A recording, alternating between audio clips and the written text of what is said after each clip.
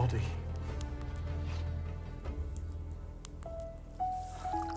That day once again is here, which I told you to observe in remembrance of me, when I gave you my flesh to eat and my blood to drink.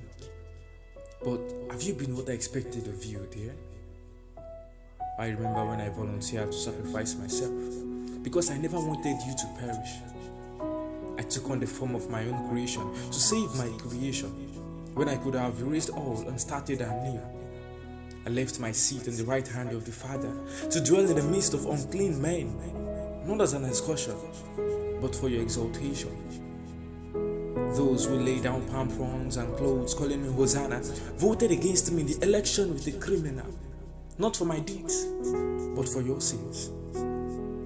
I was betrayed, battered, and condemned to death by those I volunteered to save.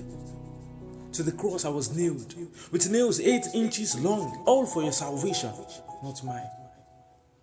A crown of thorns was placed on my head, in the stead of my golden crown in heaven, just for you and your souls. My father turned his eyes away from me, and with blood dripping from my every part and water from my every side, I screamed, Eli, Eli, lama sabachthani. I became dead to defeat death, and rose again to give you dominion over death. I gave you the power, I give you a comforter. How well have you used that? The tomb is open. He's alive. Now that we have all listened, how well have we revered his love for us? How well have we proved his suffering wasn't a waste of time and effort? Here is the time to reflect. Now is the time to demonstrate. Go into your neighborhood, not to the uttermost part of the earth yet. Preach the gospel to all creatures in your corner until all souls accept that Jesus is Lord. It is you.